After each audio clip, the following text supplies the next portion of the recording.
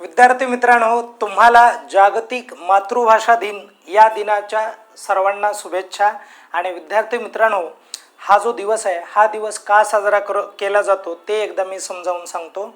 बघा काय झालं होतं 1952 मध्ये बंगालमध्ये बंगाली भाषिक जे काही लोक आहेत, विद्यार्थी आहेत, ते रस्त्यावर उतरले होते आणि बंगाली भाषा ही जगली पाहिजे, ही जिवंत राहिली पाहिजे, या भाषेचं संवर्धन झालं पाहिजे यासाठी तिथे लढा दिला जात होता। आणि त्या लढ्यामध्ये, त्या मातृभाषेच्या लढ्यामध्ये जगामध्ये प्रथमच प्रचंड मोठ्या प्रमाणात एक जीवितहानी झालेली आपल्याला बघायला मिळाली होती। आणि म्हणून काय करण्यात आलं की 21 फेब्रुवारी हा जो दिवस आहे हा दिवस जागतिक मातृभाषा दिन म्हणून साजरा केला जात आहे। आणि या दिवसाचं महत्त्व यासाठी आहे की ज्या मातृभाषा आहेत, मग त्या कोणत्याही राष्ट्रातल्या असू द्या, त्या मातृभाषा जगल्या पाहिजे, त्या भाषांचं संवर्धन झालं पाहिजे, यासाठी हा जो दिवस आहे हा दिवस या ठिकाणी साजरा केला जातो। आणि हा दिवस कोणत्या तारखेला साजरा केला जातो तर 21 फेब्रुवारी या तारखेला साजरा केला जातो।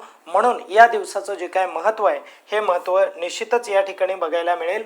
आता पुढे जाऊयात। बघा कोणत्या देशातील राजांच्या थडग्यांमध्ये 2000 वर्षापूर्वीचे 20 तमिळ ब्राह्मी शिलालेख जे आहेत हे शिलालेख प्रामुख्याने सापडलेले आपल्याला बघायला मिळतात। तर हे जे शिलालेख होते हे शिलालेख इजिप्त या देशामध्ये सापडलेले होते। आणि यावरून असं लक्षात येतं की भारत आणि इजिप्त यांचे प्राचीन काळापासून व्यापारी संबंध होते।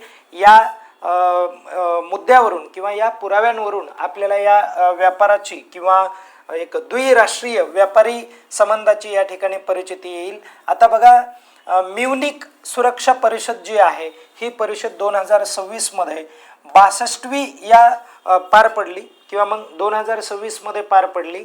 तर या परिषदेची आवृत्ती ही 62वी होती।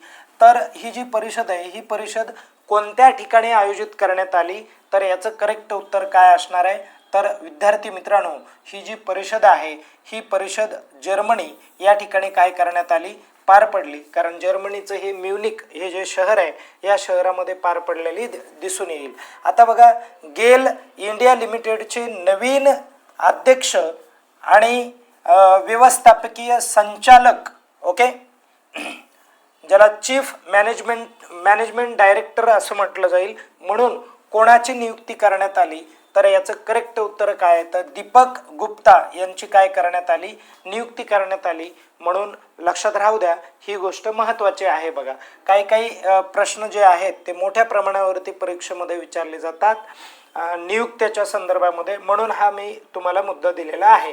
आता पुढे चला, भारत मंडपन या ठिकाणी शासकीय जे काय कार्यक्रम आहेत ते कार्यक्रम होत असतात।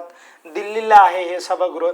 भारत मंडपन येथे झालेल्या इंडिया AI समिट, ठीक आहे, SAHIBODH हे 2 प्रमुख राष्ट्रीय उपक्रम जे आहेत हे उपक्रम सुरू करण्यात आलेले आहेत।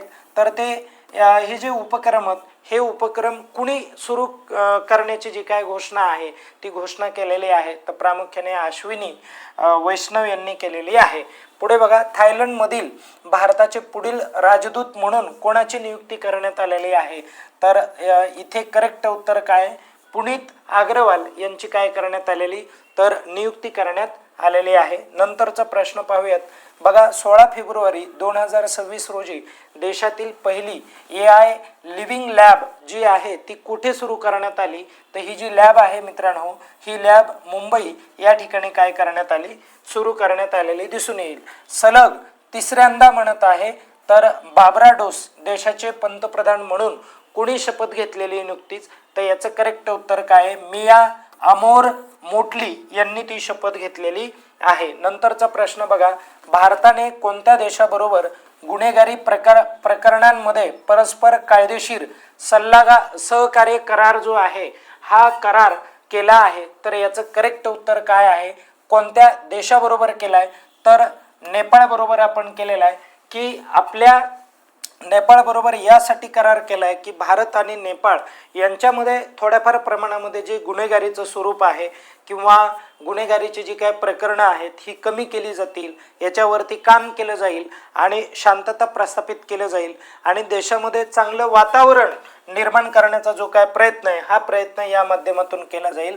19 फेब्रुवारी 2026 रोजी छत्रपती शिवाजी महाराज यांची आपण जयंती साजरी केली. तर ही कितवी जयंती होती? तर 396वी जयंती होती मित्रांनो, लक्षात राहू द्या. म्हणून या गोष्टी खूप महत्त्वाच्या आहेत. आणि महाराजांचा जन्म हा कोणत्या किल्ल्यावर झाला, महाराजांचं निधन हे कोणत्या किल्ल्यावर झालं, महाराजांचा राज्याभिषेक कोणत्या तारखेला झाला, हे सगळं मला तुम्ही आता कमेंट करून सांगा. आणि हीच खरी महाराजांच्या कार्याची शिदोरी आपल्याला या ठिकाणी बघायला मिळते आणि त्यांच्या कार्याचं मोल आपण राखणं हेही तितकंच गरजेचं आहे. या ठिकाणी थांबूयात. धन्यवाद.